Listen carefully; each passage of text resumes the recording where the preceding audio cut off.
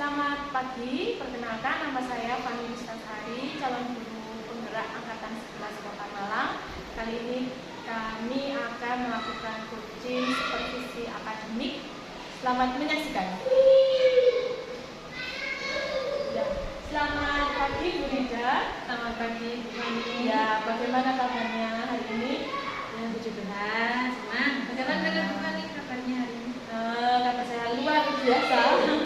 Nah, beberapa hari yang kemarin saya sudah menyampaikan ke Bu Rida perihal tugas saya sebagai guru penggerak. Salah satunya adalah melakukan coaching dan juga supervisi akademik.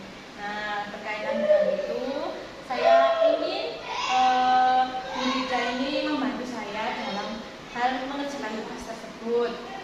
Nah, untuk melakukan coaching supervisi akademik ada 3 tahap Bu Rida. Nanti kita akan, yang sekarang kita lakukan adalah tahap pra observasi, kemudian nanti observasi di kelas bersama dengan anak-anak, dan juga yang ketiga pasca observasi. Nah, untuk membuka percakapan kita pada pagi hari ini, kira-kira apa harapan Bu Rida dari percakapan kita pagi hari ini? Baik Bu Fani, iya. Yang pertama saya senang sekali Bu karena saya dengan Ibu bisa bekerja sama. Saya juga senang karena memang sudah tahapan supervisi ini untuk meningkatkan kompetensi saya sebagaimana dalam proses pembelajaran di kelas. Nah, di sini saya juga ingin berdiskusi dengan Bu Fani mengenai rencana pelaksanaan pembelajaran saya yang akan saya lakukan nanti di kelas. Nah, untuk percakapan kita kali ini tujuannya adalah kita berdiskusi tentang rencana pelaksana pembelajaran yang akan Ibu lakukan untuk observasi supervisi akademik. Nah, kira-kira apa ya yang akan Ibu Rida sampaikan, materi apa yang akan Ibu Rida sampaikan kepada anak-anak? Baik, untuk materi yang akan saya sampaikan itu tentang IPAS Bu. Jadi materi bab 4 tentang energi. Jadi nanti energi yang akan saya sampaikan ke anak-anak itu mengenai energi alternatif. Oke, jadi Bu Rida nanti akan mengajarkan materi IPAS, materi energi. Kalau boleh tahu tujuan dari pembelajarannya apa ya Bu Rida? Ya, nanti dalam pembelajaran yang akan saya lakukan, tujuan dari yang akan saya buat nanti tentang kegiatan membaca, literasi, dan juga praktik. Jadi mereka nanti akan mengetahui bagaimana itu energi alternatif, modelnya, bentuk-bentuknya, pengertiannya, dan pemanfaatannya dalam kehidupan sehari-hari. Jadi nanti juga anak-anak akan praktik. Dalam arti di sini mereka juga akan berdiskusi kelompok begitu. Dari tujuan yang sudah Bu Rida sampaikan, kira-kira area yang khusus yang ingin Bu Rida kembangkan itu dari pembelajaran dan tujuan pembelajaran yang sudah disampaikan apa ya Bu Rida? Baik, untuk tujuan pembelajaran yang akan saya kembangkan yang pertama adalah membaca. Jadi anak-anak perlu namanya literasi supaya mereka memahami bacaan atau teks yang akan saya berikan nantinya. Kemudian juga mencatat informasi baru yang akan ada di pembelajaran nantinya. Kemudian setelah itu juga ada namanya kegiatan pengamatan bersama dengan kelompok dan kegiatan berdiskusi dengan kelompok. Jadi mereka nanti akan belajar berdiskusi dan berkolaborasi juga dalam kelas. Oke, jadi yang pertama Bu Rida ini akan mengembangkan literasi anak, membaca anak, kemudian juga kolaborasi dan diskusi yang ada di pembelajaran. Nah, luar biasa sekali. Kalau boleh tahu Bu Rida sudah menyiapkan apa saja ya untuk pembelajaran nanti? Baik, untuk pembelajaran nanti yang sudah saya siapkan, yang pertama RPP atau modul ajarnya ya, Fani ya, yang di situ nanti Fani kemarin sampaikan, juga diberikan informasi baru untuk saya, itu menyelipkan atau menyisipkan KSE dan budaya positifnya. Sudah saya buat di situ. Kemudian medianya, media pembelajaran, juga LKP di LKPD-nya nanti akan saya buat berbeda-beda sesuai kelompoknya nanti Bu. Kemudian nanti juga saya sudah juga buat asesmennya yang akan saya gunakan untuk menilai kegiatan pembelajaran di dalam kelas nanti. Dari pembelajaran itu kalau boleh tahu juga strategi yang Rida akan gunakan apa ya? Iya, untuk strateginya karena ini materi tentang energi alternatif, maka saya akan mencoba Bu Fani ada sedikit diferensiasi. Ya, kemarin kan Bu Fani sudah menyampaikan ke saya, memberikan bimbingan ke saya mengenai diferensiasi dan KSE. Saya mau coba membuat diferensiasi juga di situ mengenai strateginya. Jadi nanti akan ada kegiatan membaca secara apa ya, sesuai ini nanti ada yang namanya auditori, visual, kinestetik itu loh Bu Fani. Jadi nanti akan saya buat sesuai apa bakat minat mereka, sesuai dengan itu. Jadi ada yang kelompok auditori itu nanti mendengar mendengar, kemudian kalau visual itu membaca, dan kinestetik nanti akan berpraktik di kelas. Kalau dari apa yang sudah Bu Rida sampaikan sepertinya seru sekali, menyenangkan sekali. Jadi saya tidak sabar untuk ikut di pembelajarannya Bu Rida. Nah, kira-kira untuk hari ini saya bisa masuk ke kelas Bu Rida untuk observasi di kelas Bu Rida kapan, jam berapa mungkin Bu Rida? Hari ini nanti jam ke-3-4, jadi sekitar jam 9 nanti saya akan melakukan pembelajaran ini. Jadi nanti sekitar jam ke-3, jam ke-4 itu berarti pukul 9 ya. Saya nanti akan ke kelas Bu Rida untuk masuk di kelas Bu Rida mengikuti pembelajaran bersama Bu Rida. Nah, dari percakapan kita pagi ini, kira-kira apa sih yang Bu Rida sudah dapat? Yang sudah saya dapatkan, saya mendapatkan gambaran tentang pembelajaran yang akan saya lakukan nanti, seperti modelnya, strateginya, kemudian media pembelajaran yang akan saya berikan nanti, dan asesmen yang akan saya lakukan nanti. Baik, kalau begitu Bu Rida, terima kasih untuk waktunya, terima kasih sudah mau berbincang-bincang dengan saya. Sampai ketemu nanti di jam ke-3 dan ke-4 pembelajaran. Terima kasih. Terima kasih. Selamat pagi anak-anak. Sekarang saya minta semuanya untuk berdiri. Baik, saya mau melihat kesiapan kalian belajar pada pagi hari ini. Apa yang kalian rasakan hari ini? Pembelajaran kita pada hari ini yang akan kita lakukan. Kalau senang, ekspresinya bagaimana? Kalau capek, aduh capek. Kalau sedih, sedih. Kalau pusing, oke. Dalam hitungan ketiga, ekspresikan yang kamu rasakan hari ini, oke?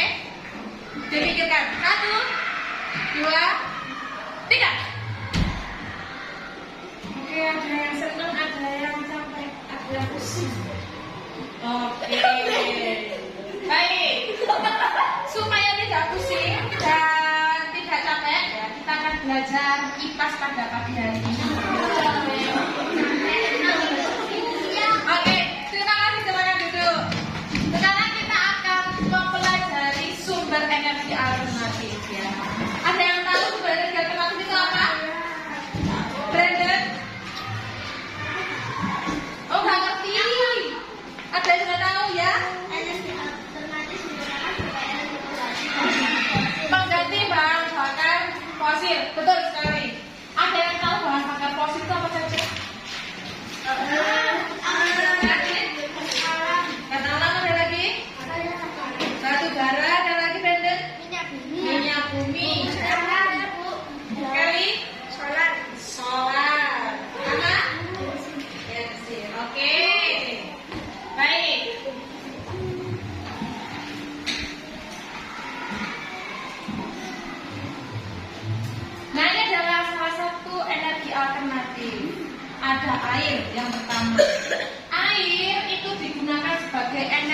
energi pembangkit listrik tenaga air atau disebut dengan PLTA.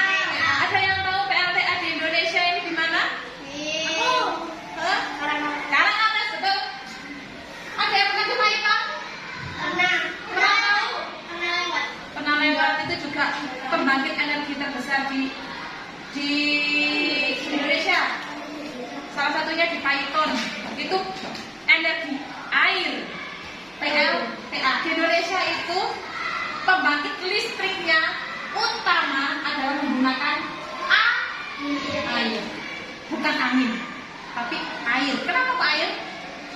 Karena di Indonesia. Oke, baik. Sekarang kita akan melihat teman-teman kita mempresentasikan hasil dari apa yang sudah kita pelajari pada hari ini ya. Kita mulai dari sumber alternatif yang pertama sampai sumber alternatif yang kelima. Tolong semuanya memperhatikan. Silakan, tulis waktu. Selamat siang teman-teman. Saya akan mempresentasikan tentang energi alternatif dari air.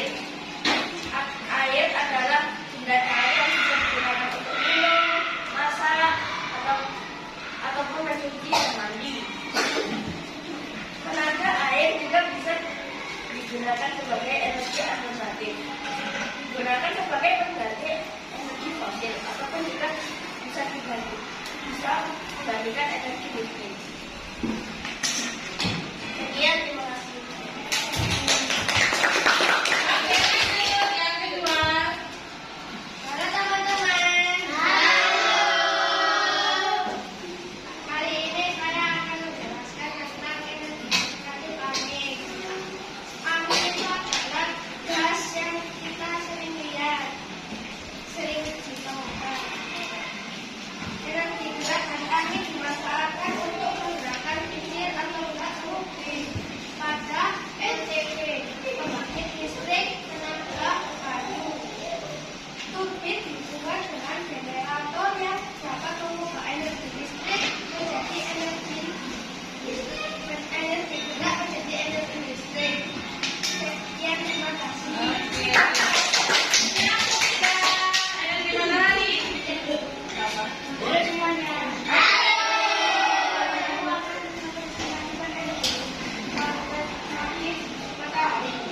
Energi matahari atau nama lainnya energi surya merupakan energi yang tidak ada habisnya.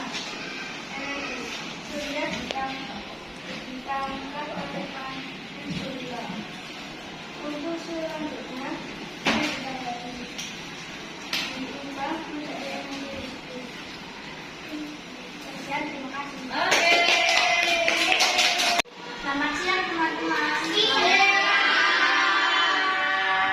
Kali ini saya akan mempresentasikan tentang panas bumi. Panas bumi bisa juga energi geotermal. Energi panas bumi dapat berasal dari batuan panas dan sumber air panas bumi juga tumbuhan. Uap panas dari dalam bumi dimanfaatkan untuk memutar turbin. Turbin kemudian memutar generator pada pembangkit listrik untuk menghasilkan listrik. Terima kasih. Oke. Sumber alternatif yang kelima. Halo semuanya.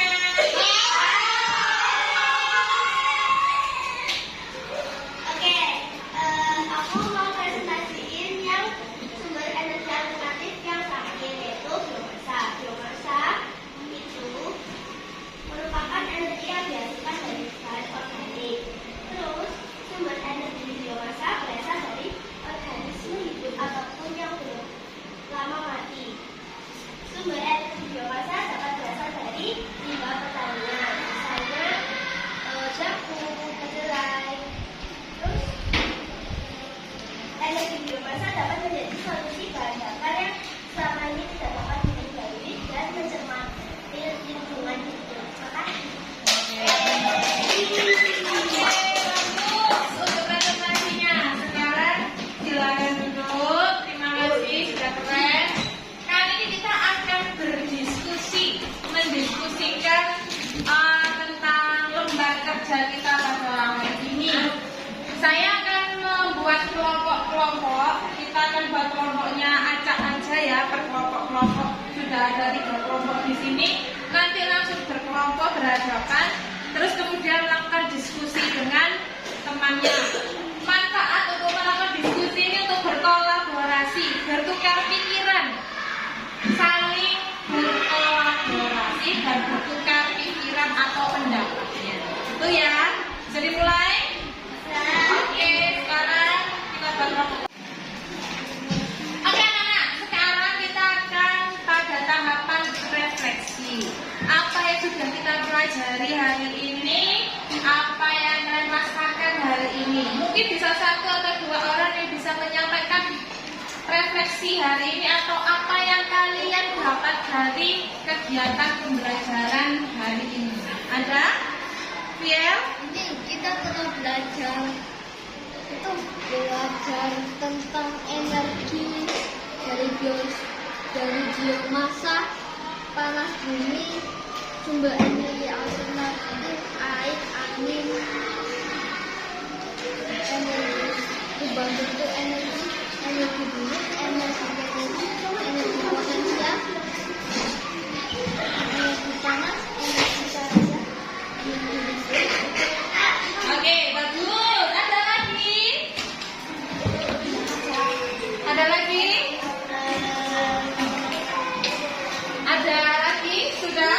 Oke, kalau sudah, perasaan apa yang kalian rasakan setelah belajar kegiatan kita pada hari ini, anak? Senang mendapatkan materi baru. Oke, Gisel. Pusing. Kenapa mau pusing? Nggak ngerti. Nggak ngerti?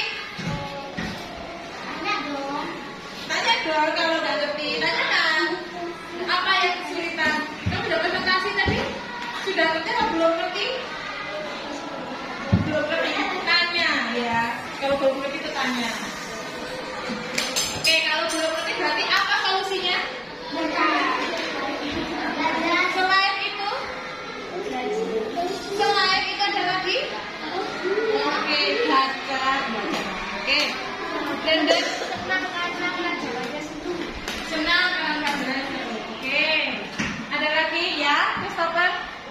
Tadi ada pelajaran PJOK, terus sekarang pelajaran terus tadi juga pelajaran Pancasila, nanti juga Pramuka. Oke, baik. Itu semua dalam kegiatan yang kita lakukan pada hari ini. Kalau ada kesulitan, jangan lupa untuk dikomunikasikan ke gurunya. Apa yang bingung? Solusinya apa? Kalau lupa membaca seperti yang tadi disampaikan sama Gisel. Dan kalau capek, tetap harus ke sini. Ya. Oke, terima kasih untuk kegiatan pembelajaran kita pada pagi hari ini. Sampai jumpa, selamat siang. Selamat siang, Bu Rida, Bu Putri. Bagaimana kabarnya? Selamat siang, Tiffany. Sehat, senang, deg-degan juga. Waduh, deg-degan. Saya jadi deg-degan juga nih. Baik. Dalam percakapan fase observasi ini, saya akan memberikan pertanyaan-pertanyaan kepada Bu Rida terkait jalannya observasi pembelajaran yang sudah kita lakukan tadi pukul 9, Bu Rida ya. Nah, untuk mengevaluasi sejauh mana proses pembelajaran yang sudah Ibu lakukan. Untuk pertanyaan pertama, bagaimana kira-kira perasaannya Bu Rida dengan jalannya kegiatan observasi di kelas yang sudah berlangsung? Ya, Bu, terima kasih pertanyaannya. Jadi perasaan saya itu seperti apa ya, gugup gitu loh, karena saya observasi ini atau supervisi ini dalam kelas yang dilihat langsung sama Tuhan. Jadi agak tegang, agak gugup gitu. Tapi puji Tuhan semuanya berjalan dengan lancar. Puji Tuhan, karena semua sudah berjalan dengan lancar. Kalau boleh Bu Rida sampaikan lagi, kira-kira area yang tadi Bu Rida ingin kembangkan itu apa? Kemudian juga rangkaian pembelajaran yang sudah Bu Rida lakukan itu yang seperti apa? Baik, untuk langkah area yang saya kembangkan dulu ya, Tiffany ya. Jadi tadi saya mau mengembangkan area literasi membaca anak-anak presentasi, awalnya membaca dulu, kemudian mempresentasikan, kemudian kolaborasi per kelompok-kelompok. Terus kemudian langkah yang pertama yang saya buat adalah membuat RPP. Kemudian RPP itu ada sedikit diferensiasinya berarti ya, dan ada KSE di dalamnya. Kemudian saya membagi kelas dalam kelompok-kelompok kecil, kemudian mereka melakukan kegiatan kelompok itu sesuai dengan gaya belajar mereka. Baik. Nah, untuk yang sudah Bu Rida sampaikan ini kan area yang dikembangkan itu adalah literasi, kemudian juga ada kegiatan kolaborasi siswa, diskusi gitu ya. Kalau Bu Rida boleh gambarkan dari tingkat pencapaiannya bagaimana, kemudian apakah itu sudah sesuai harapan Bu Rida untuk pembelajaran hari ini? Ya, secara keseluruhan semuanya berjalan dengan baik, tapi yang mungkin saya merasa ada sedikit banyak ada kekurangan. Ya mungkin karena pertama kali saya mencoba diferensiasi dan KSE, jadi adalah pasti kekurangan belum sempurna banget gitu. Nah, kalau menurut saya itu sudah baik. Nah, kalau menurut Ibu itu tadi masih ada kekurangan. Kira-kira apa sih kendalanya dari pembelajaran hari ini? Ya, jadi yang pertama itu anak-anak itu ada yang kurang aktif Bu kami. Jadi mamet aja sama teman-temannya. Itu yang pertama. Yang kedua itu manajemen waktu. Manajemen waktunya itu kurang Bu kami. Jadi harusnya ada deadline sekian molor jadinya. Dari kendala waktu ya. Kalau Bu, ini mengapa ya hal ini bisa terjadi? Kenapa waktunya tidak bisa molor gitu ya?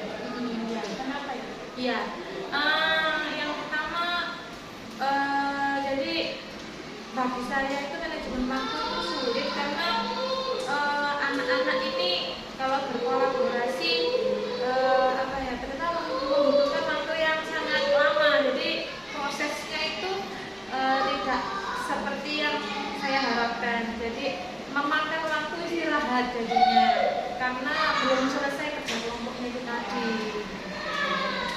Nah, dari kendala-kendala yang tadi Bu Rida sudah sampaikan, kira-kira bagaimana ya Bu Rida dapat mengatasi kendala-kendala yang sudah Bu Rida sampaikan? Ya, untuk kendala yang saya alami tadi, yang pertama tadi kan anak-anak kurang aktif itu. Kurang aktifnya ada yang hanya ngikut aja, itu saya perlu mengkomunikasikan untuk memberikan dorongan atau semangat supaya anak-anak ini ada mau berkomunikasi dengan temannya, jadi pembelajarannya jadi kolaborasinya jadi hidup gitu ya Bu Fani. Kemudian yang kedua tadi mengenai manajemen waktu, saya harus menentukan waktu ini harus dengan benar-benar sesuai gitu. Jadi saya juga harus melakukan kesepakatan dengan siswa kapan harus selesai, waktu yang dibutuhkan mengerjakan ini berapa lama, tapi kesepakatan sama anak-anak, jadi nggak molor-molor gitu. Jadi anak punya tanggung jawab juga bahwa jam sekian, durasi sekian harus sudah selesai. Jadi itu kan ada kendala, kemudian Bu Rida juga sudah menyampaikan solusi yang mungkin bisa Bu Rida lakukan mengenai waktu ya Bu ya. Jadi harus ada kesepakatan kelas dengan anak-anak. Jadi anak-anak itu juga biar bisa disiplin untuk menggunakan waktu. Jadi bisa lebih tepat waktu lagi. Kalau boleh tahu, kira-kira dari apa yang sudah Bu Rida temukan, solusi yang Bu Rida sudah temukan ini, kapan Bu Rida akan menggunakannya? Tentu saja secepatnya Bu Fani. Jadi besok itu saya harus menyampaikan dan mengingatkan kembali ke anak-anak bahwa yang namanya memberikan sumbangsi pemikiran itu tidak ada yang salah, semua adalah anak-anak belajar. Kemudian yang kedua mengenai manajemen waktu, saya harus memberikan pengertian ke anak-anak bahwa kita harus melakukan manajemen waktu yang baik sesuai kesepakatan yang ada di kelas. Jadi tidak molor-molor lagi,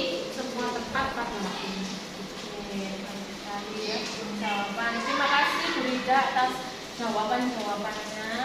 Semoga apa yang sudah Bu Rida sampaikan itu dapat terlaksana dengan baik dan sesuai dengan harapan Bu Rida. Untuk